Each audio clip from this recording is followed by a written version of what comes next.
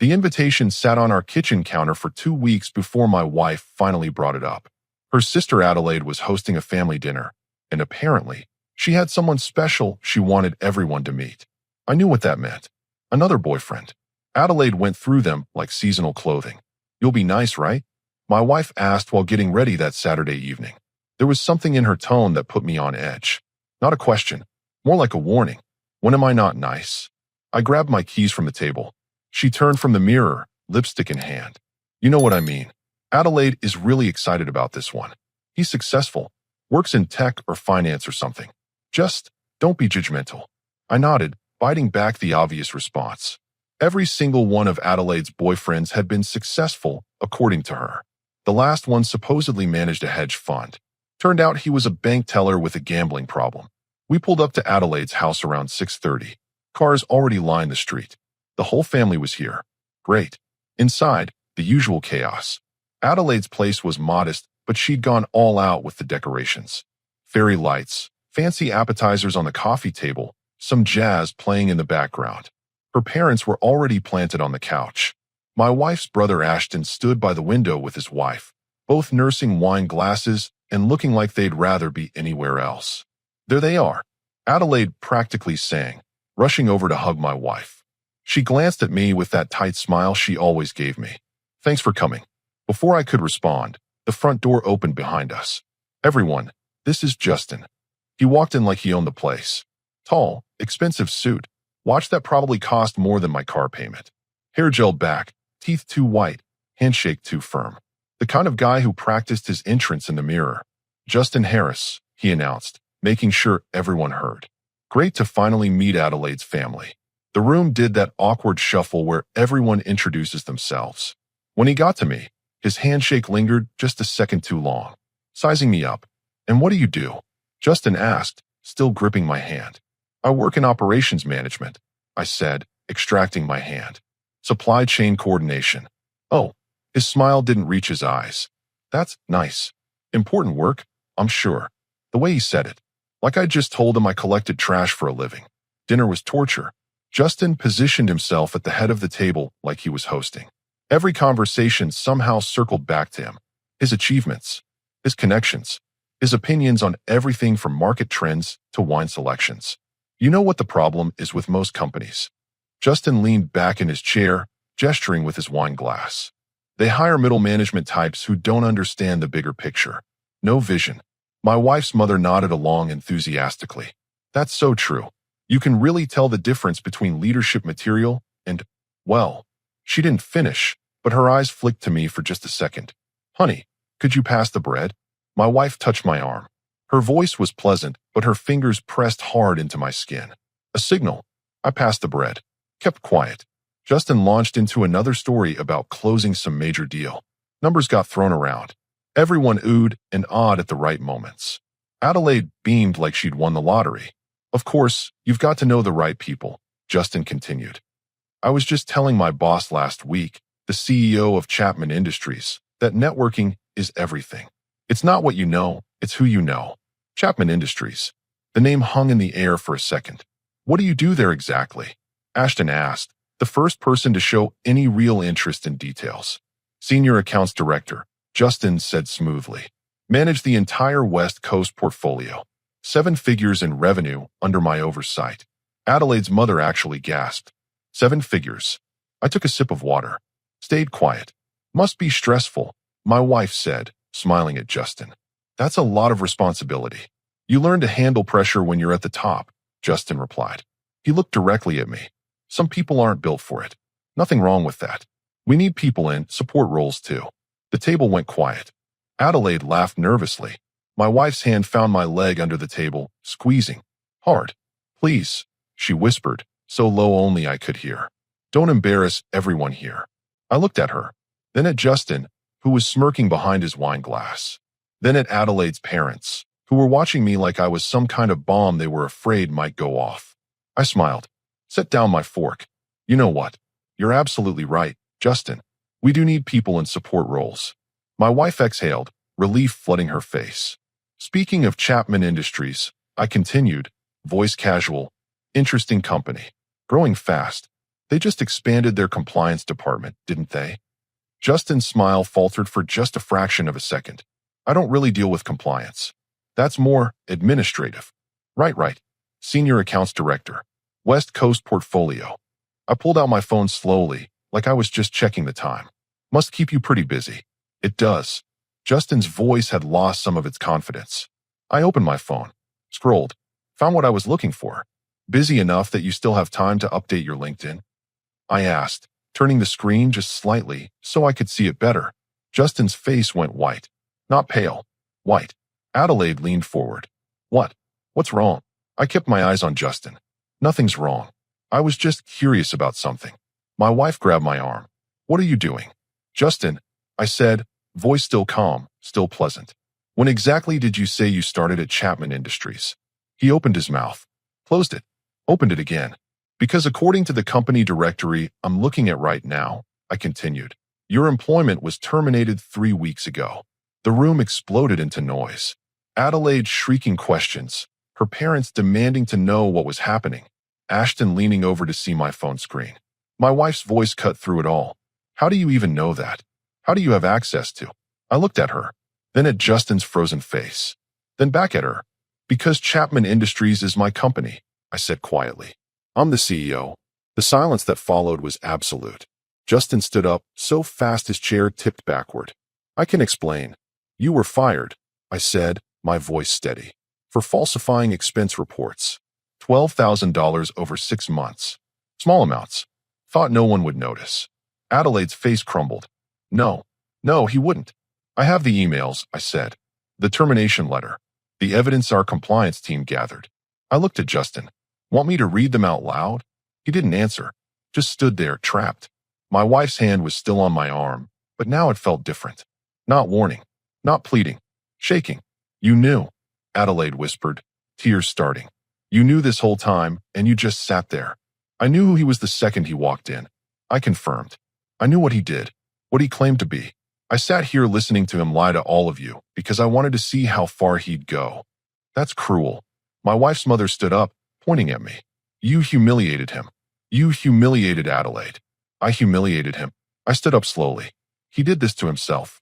I just stopped him before he could do worse. Justin grabbed his jacket. I don't have to listen to this. No, you don't, I agreed. But maybe you should stick around and explain to Adelaide why you told her you were taking her to Hawaii next month when you've been unemployed for 3 weeks. He didn't stick around. The front door slammed hard enough to rattle the windows. Adelaide collapsed into her chair, sobbing. Her mother rushed to comfort her, shooting me looks that could kill. And my wife? She stood there staring at me like I was a stranger. Can we go? She said, voice ice cold. Now. We left in silence. Ashton's wife was the only one who caught my eye as we walked out. She gave me the smallest nod. Understood. The car ride home was going to be interesting. She didn't say a word for the first 10 minutes. Just stared out the passenger window, arms crossed tight across her chest. I could feel the anger radiating off her like heat. I turned onto the highway, kept my eyes on the road. Waited. What the hell was that? She finally said. Her voice was low, controlled. Dangerous. That was me stopping a con artist from taking advantage of your sister. Taking advantage? She whipped around to face me. He was her boyfriend. They were happy. He was lying to her. To all of you. About everything. You didn't have to do it like that. Her voice was rising now. In front of everyone. You could have pulled him aside, talked to him privately, given him a chance to come clean. A chance. I glanced at her. He had 3 weeks to tell her the truth. Instead, he doubled down. Showed up tonight in a $1,000 suit, bragging about a job he doesn't have, planning vacations he can't afford. That's not your problem. She slammed her hand on the dashboard. That's Adelaide's problem. Her relationship, her choice, her mistake to make. I merged into the right lane. So I should have just let him keep lying? Yes. The word came out like a gunshot. Then she seemed to realize what she'd said, because her tone shifted, became measured. I mean, you could have been tactful. Discreet. You didn't have to humiliate him in front of my entire family. He humiliated himself. No. She pointed at me, her hands shaking. You did this. You sat there the whole night, knowing everything, watching him talk, watching Adelaide smile, and you were just waiting for the perfect moment to destroy him. I was waiting to see if he'd stop, I corrected. If he'd dial it back, stick to small talk, get through one dinner without attacking me. But he couldn't help himself. Every chance he got, he took shots at me. My job, my income, my position. Made sure everyone knew he thought I was beneath him. She looked away. He was trying to impress people. That's what people do. By tearing others down. I shook my head. And you let him. You sat there and let him insult me repeatedly, and the only thing you cared about was making sure I didn't respond. Because I knew you'd do something like this. She was shouting now. I knew you'd find a way to make it about you, to steal attention, to prove you're better than everyone else. The accusation hit harder than I expected. I pulled off the highway at our exit, took the turn slower than necessary, buying time to process what she'd just said. You think that's what tonight was about? I asked quietly. Me trying to prove I'm better? What else would it be? She laughed, but there was no humor in it. You've always had a problem with my family. Always. Every dinner, every holiday, every gathering. You sit there judging them, looking down on them, waiting for them to slip up so you can feel superior. That's not true, isn't it? She twisted in her seat to face me fully. You think I don't notice? The way you barely talk to my parents. The way you avoid Ashton. The way you always find an excuse to leave early. You've never liked them, and they know it. I pulled into our driveway, put the car in park, turned off the engine. The sudden silence was heavy. Your family has never liked me, I said. From day one. Remember our engagement party? Your father pulled me aside and asked if I was sure I could provide adequately for you. Your mother spent the entire wedding planning process suggesting we have it at a cheaper venue because she didn't think I could afford what you wanted. They were trying to help. They were trying to make me feel small. I looked at her directly, and it worked. For years, it worked. I sat at those dinners feeling like I wasn't good enough. Like I'd never be good enough. Like no matter what I accomplished, I'd always be the guy who barely made the cut. That's not. Tonight, your mother looked at me and said leadership material and, well, she didn't finish the sentence. Didn't have to. Everyone knew she meant me. I'm the disappointing son-in-law who works in operations. The one who isn't impressive enough. My wife's jaw tightened. You're being overly sensitive. Am I? I opened my door, stepped out. She followed, slamming her door hard enough to make me wince. We walked to the front door in silence. I unlocked it, stepped inside, tossed my keys on the entry table. Justin was cruel to you tonight, she said to my back. I'm not denying that. But that doesn't excuse what you did. You could have handled it better. I turned around. How? I don't know. Just not like that. Not publicly. Not in a way that destroyed Adelaide's relationship and made my whole family hate you even more than they already do. More than they already do, I repeated. So you admit it. They hate me. She closed her eyes. That's not what I meant. It's exactly what you meant. I moved to the kitchen, filled a glass with water, drank half of it in one go. And you know what the worst part is? You never defended me. Not once. Not tonight. Not at the engagement party. Not at any family dinner in the past 5 years. They tear me down, and you sit there silent. Or worse, you agree with them. That's not fair. When Justin called me a support role employee, you squeezed my leg under the table. Not his leg. Mine. You weren't telling him to stop. You were telling me not to react. Like I was the problem. Like I was the one being inappropriate. Because I knew what you'd do. What did I do? I set the glass down harder than I meant to. I defended myself. I exposed a liar. I protected your sister from getting in deeper with a con artist. And somehow, I'm the villain. She rubbed her temples. You don't understand. Adelaide is fragile right now. She's been through so many bad relationships. She finally found someone who made her happy, who treated her well. He was using her. I couldn't keep the frustration out of my voice. He lost his job for stealing from the company. He was unemployed, broke, and still planning expensive trips with her money. That's not treating her well. That's fraud. You don't know that he was using her money. Who else's money would he use? He's been jobless for 3 weeks. I stared at her. Why are you defending him? You don't even know him. I'm not defending him. But her voice lacked conviction. I'm just saying, you didn't have to destroy him. You could have been kind, given him a chance to explain, to make it right. Instead, you went straight for the throat. Kind. I said the word slowly. You want me to be kind to the man who spent 2 hours insulting me in front of your family. The man who lied to your sister. The man who stole from my company. Yes. She threw her hands up. Yes. I want you to be the bigger person. To take the high road. to not sink to everyone else's level. And what level is that exactly? I kept my voice even. The level where your family respects me? Because I've been trying that for 5 years, and it hasn't worked. Maybe because the problem isn't my level. Maybe the problem is they don't want to respect me, and neither do you. She flinched like I'd slapped her. That's not true. Then why did you ask me to stay quiet tonight? Why did you warn me in advance to be nice? Why did you automatically assume I'd be the problem, not Justin? She didn't answer, just stood there, arms wrapped around herself, looking anywhere but at me. My phone buzzed in my pocket. Then again, and again, I pulled it out. Messages flooding in. Adelaide's mother. How could you do this to our family? Ashton. Dude, that was brutal. Funny, but brutal. Adelaide, I trusted you. I thought you were better than this. 3 more from Adelaide's mother, each more accusatory than the last. I showed the screen to my wife. Your family, sending me hate messages. Want to guess how many are defending me? How many are saying, thank you for exposing a liar? She glanced at the phone, then looked away. They're upset. Adelaide is devastated. Give them time. Time. I pocketed the phone. How much time did you give me? When Justin was insulting me, when your mother was implying I'm not leadership material, when your father questioned my ability to provide, how much time did you spend defending me? Stop. She covered her face with her hands. Just stop. I can't do this tonight. I can't argue about my family and Justin and everything else. I'm exhausted. She headed for the stairs, paused halfway up. For what it's worth, she said without turning around. You were right about Justin. He was lying. He was using Adelaide. And yes, someone needed to expose him. I waited. Knew there was a but coming. But you didn't do it because you cared about Adelaide. You did it because you were angry. Because you wanted to prove something.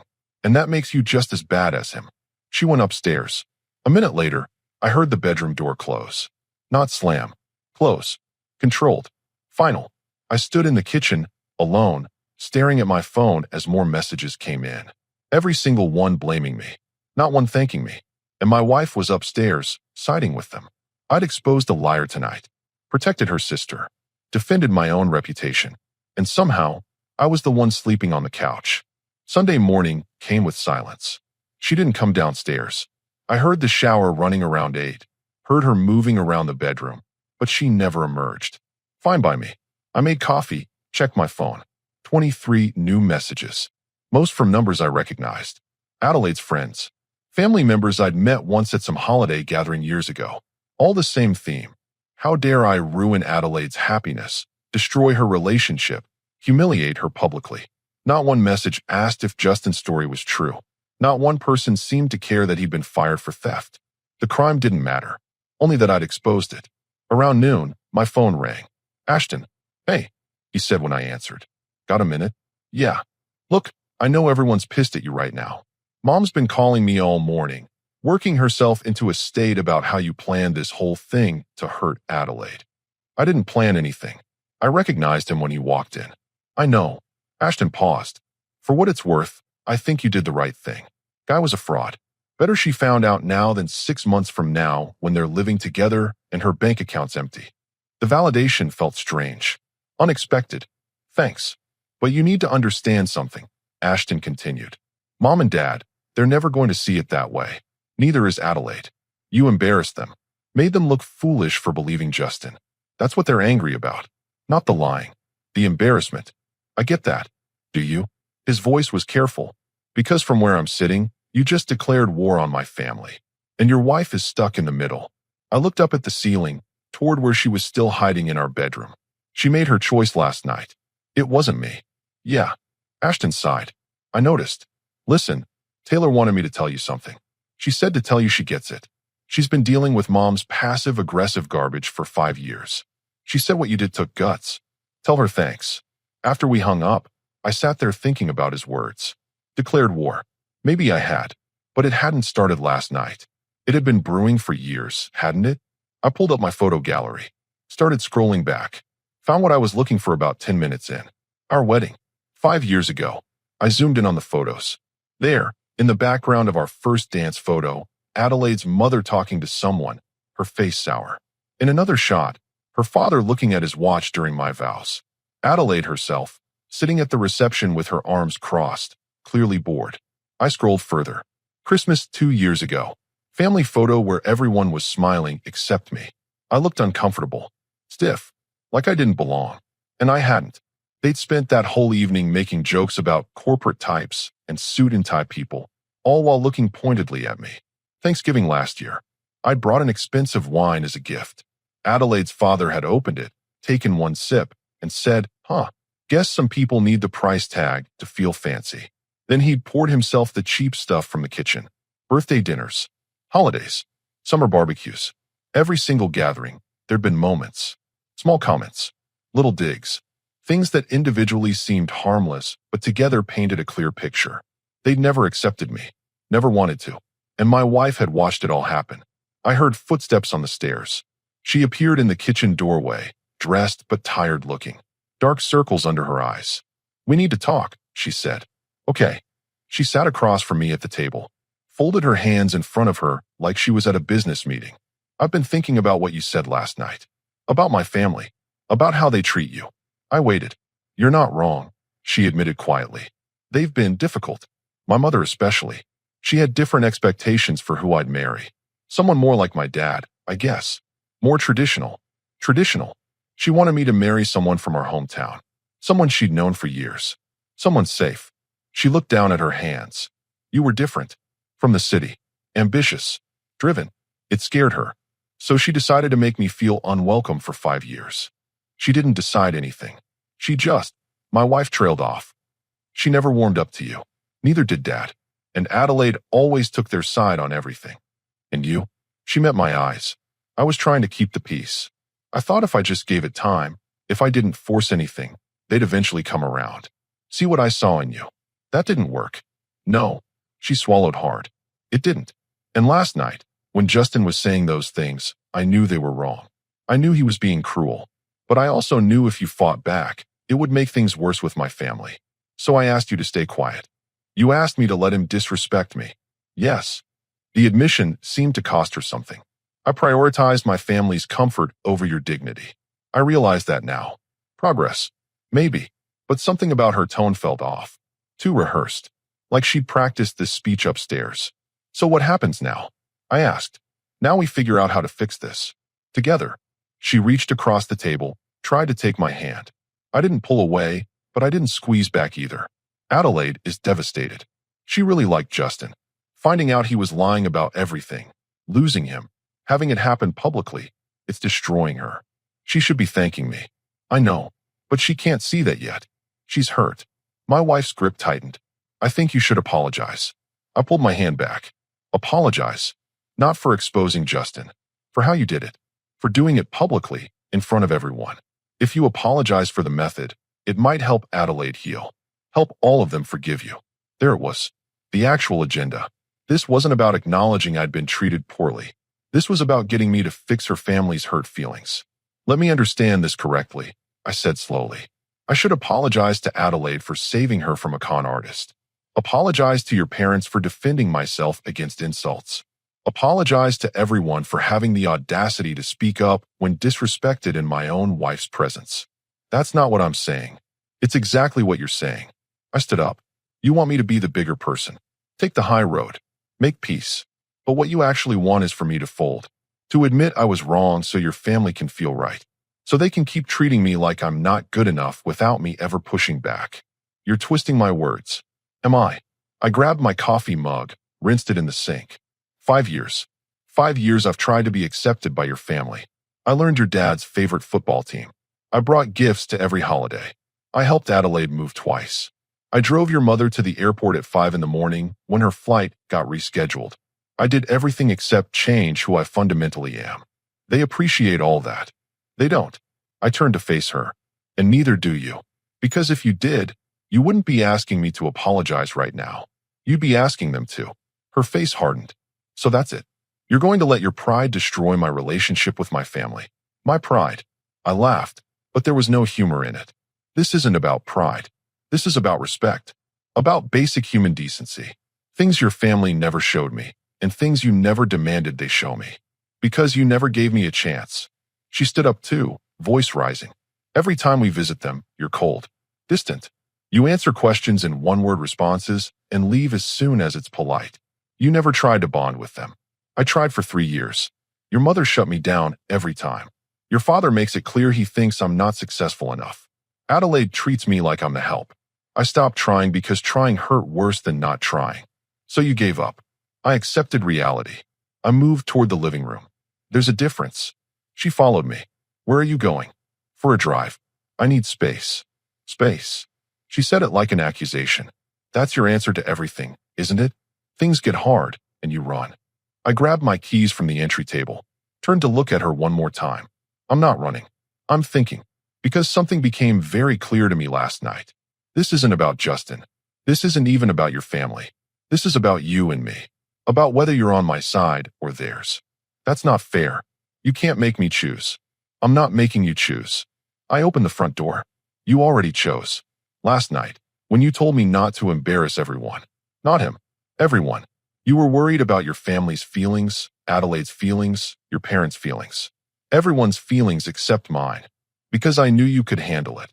Tears were forming in her eyes now. You're strong. You're successful. You don't need constant validation like they do. Everyone needs to feel supported by their spouse. I stepped out onto the porch, especially when they're being attacked. Wait, she grabbed the door frame. How long will you be gone? I don't know. Are you coming back? I looked at her standing there, crying, desperate. Part of me wanted to comfort her. The part that had spent 5 years trying to make this work. But a larger part, a clearer part, remembered her hand on my leg under that table. Her whispered plea. Her choice. Yeah, I said finally. I'll be back. We need to figure some things out. I got in my car and drove. No destination in mind. Just away. Away from the house, the expectations, the weight of trying to be enough for people who decided years ago I never would be. My phone buzzed. Another message from Adelaide's mother. I didn't read it. Just kept driving. Past our neighborhood. Past the shopping centers. Out toward the highway. For the first time in 5 years, I wasn't trying to fix anything. Wasn't trying to smooth things over or make peace or find middle ground. I was just done. I ended up at a diner 40 minutes outside town. The kind with cracked vinyl booths and coffee that tasted like it had been sitting since morning. Perfect. The waitress brought me a menu. I ordered eggs and toast, even though it was past 2. She didn't judge, just nodded and walked away. My phone sat on the table, screen down. I could feel it buzzing periodically. More messages. More accusations. I left it there. What kept running through my mind wasn't Justin or the dinner. It was smaller moments. Everyday things I'd ignored or rationalized away. Last month, my company closed a major contract. 3 years of work, 7-figure deal. I'd come home excited, ready to celebrate. My wife had smiled, said congratulations, then immediately shifted to talking about Adelaide's new apartment. 20 seconds. That's how long my achievement mattered. 2 months before that, her parents had visited for the weekend. Her father spent an hour telling me about his friend's son who'd just made partner at some law firm. Now that's a career, he'd said, looking directly at me. Something with prestige. My wife had laughed it off as him being old-fashioned. 6 months ago, we'd gone to a charity event for my company. Black tie, important clients, the whole deal. My wife had spent the entire cocktail hour comparing it to some fundraiser Adelaide had attended, making it clear that one was more elegant, more impressive. I'd felt small in my own tuxedo at my own company's event. The eggs arrived. I ate mechanically, not tasting anything. The pattern was everywhere once I started looking. Every accomplishment minimized. Every achievement redirected to someone else's success. Every moment where I should have felt supported, I'd felt tolerated instead. And I'd accepted it. Made excuses. Told myself it wasn't intentional, that she loved me, that families were complicated. But love doesn't ask you to shrink. It doesn't require you to apologize for defending yourself. It doesn't side with people who disrespect you. My phone buzzed again. This time I looked. My wife, where are you? We need to talk about this. I typed back. I'm thinking. Her response came immediately. Thinking about what? There's nothing to think about. You either apologize to my family or this gets worse. There it was. An ultimatum disguised as concern. I paid for my food, left a generous tip, walked back to my car. Sat there in the parking lot with the engine running. 5 years of marriage. Not all bad. There had been good times. Laughter, inside jokes, quiet Sunday mornings. But underneath it all, this current had always been there. This sense that I was auditioning for a role I'd never fully get. I pulled out onto the highway heading back toward town, but I didn't go home. Instead, I took the exit toward my brother's place. He opened the door in sweatpants and a faded college shirt, looking confused. Hey, what's up? Can I crash here tonight? He stepped aside without asking questions. Guest room's yours. Want to talk about it? Not yet. Beer's in the fridge when you're ready. That's what support looked like. No demands, no conditions, no ultimatums. Just space and availability. I texted my wife, staying at my brother's tonight. Need to clear my head. Her response was immediate. You're being childish. Come home so we can work this out. I turned off my phone. My brother found me an hour later, sitting in his backyard.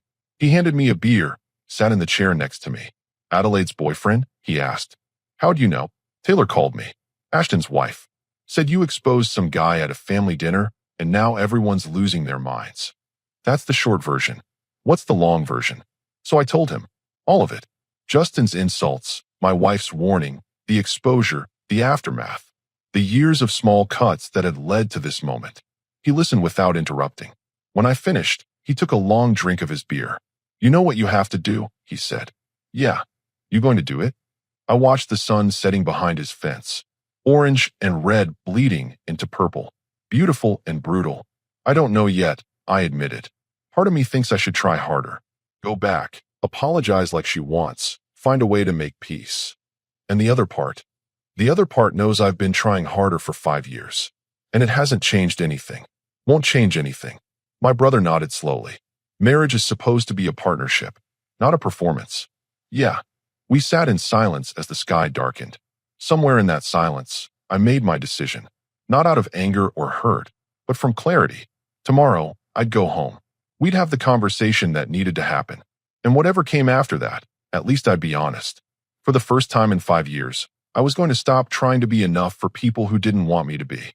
I got home Monday afternoon. Her car was in the driveway. Good. Better to do this now. She was in the living room, laptop open, but not working. Just waiting. We need to talk, I said. Obviously. She closed the laptop. Where have you been? My brother's place. Thinking. For a whole day? Her voice had an edge. You couldn't think here? I sat down across from her. Not next to her. The distance felt important. No, I couldn't. She crossed her arms. So what did you decide? Are you going to apologize to Adelaide or keep being stubborn? Neither. I kept my voice level. I'm not apologizing. And this isn't about being stubborn. It's about recognizing something I should have seen years ago. Her expression shifted. Guarded now. Which is, you don't respect me. Your family doesn't respect me. And I've spent 5 years pretending that was okay. That's not true. It is true. I cut her off gently. Saturday night wasn't an isolated incident. It was just the loudest example. But it's been there all along. Every family dinner where your parents make comments about my career. Every holiday where Adelaide treats me like hired help. Every time you ask me to stay quiet instead of defending myself. I was trying to keep the peace. You were choosing them over me. Every single time. I leaned forward. Marriage is supposed to mean something. Your spouse is supposed to be your priority. Your team. The person you defend, even when it's uncomfortable. I do defend you. Name one time. She opened her mouth. Closed it. Tried again. This isn't fair. You're putting me in an impossible position. No. You put yourself there by never standing up for me. By expecting me to tolerate disrespect for the sake of your family's comfort. Tears formed in her eyes. So what are you saying? You want a divorce because of one bad dinner. Not one dinner. 5 years of dinners. 5 years of being made to feel like I'm not enough. Like I'm the problem for existing in a way your family doesn't approve of. We can fix this. She moved toward me. We can go to counseling. Work on communication. Set boundaries with my family. You've had 5 years to set boundaries. You didn't want to because it would make them uncomfortable. But making me uncomfortable was fine. That's not what her voice broke. You're my husband. I love you. I know you do. In your way. I stood up. But it's not enough. Love without respect is just companionship. And I need more than that. Where are you going? I'm going to pack some things. I'll stay at my brother's while we figure out logistics. She grabbed my arm. You're leaving? Just like that. Not just like that. I've been leaving slowly for years. Saturday night just made it obvious. Please. The tears were falling now. Don't do this. We can work it out. I'll talk to my family. I'll tell them they have to respect you. I'll fix it. I gently removed her hand from my arm. You shouldn't have to tell them to respect me. That should have been automatic. And the fact that you think you can fix them tells me you still don't understand the problem. Then help me understand. The problem isn't them.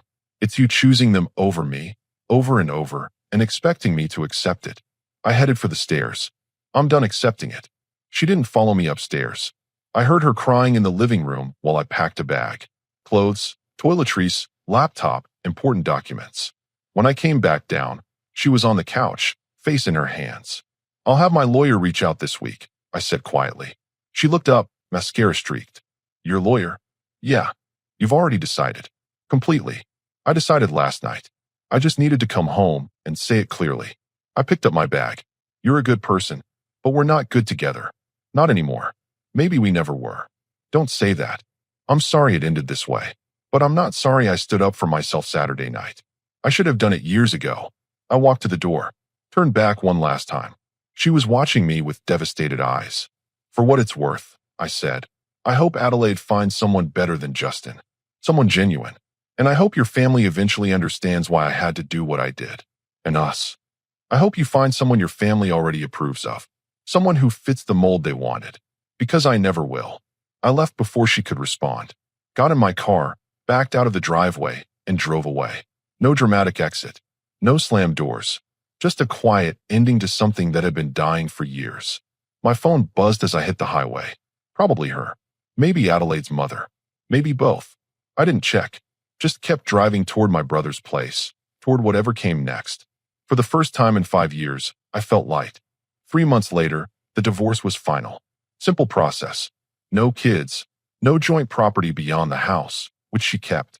I didn't fight her on it. Wasn't worth the battle. I'd moved into a small place near downtown.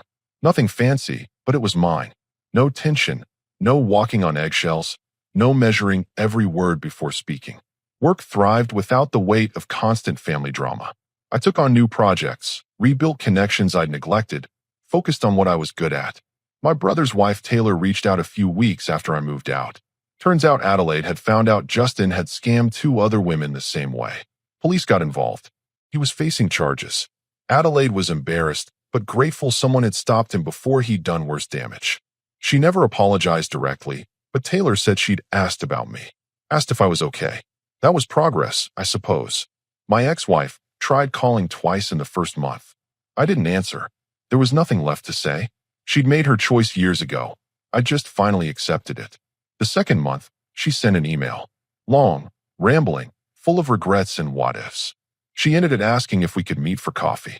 Talk things through. I deleted it. By month 3, the messages stopped. Mutual friends said she'd moved back closer to her parents. Made sense. That's where she'd always belonged. I was having lunch downtown when I saw Ashton. He spotted me, hesitated, then came over. Hey, he said. Hey, you look good. Different. Feel different. He sat down without asking. Taylor wanted me to tell you something. Adelaide's in therapy now, working through some things. She asked Taylor to pass along that she understands why you did what you did. That's good. I'm glad she's getting help. And my sister? He met my ex-wife. You ever think about reaching out? I considered the question honestly. No, we weren't right for each other. Better for both of us this way. He nodded slowly. Yeah, probably. He stood to leave, paused. For what it's worth, you handled that whole thing with more class than most people would have. After he left, I finished my lunch alone. Not lonely. Alone. There's a difference. My phone buzzed. A text from a colleague about a new opportunity. International project, big scope, exactly the kind of challenge I'd been wanting. I typed back. I'm interested. Send me the details. No one to check with. No family dinner to navigate around. No approval needed except my own. I paid the bill, walked out into the afternoon sun, and headed back to work. Free. Finally, completely free. Not from marriage. From trying to be enough for people who'd already decided I wasn't. That night, I slept better than I had in years.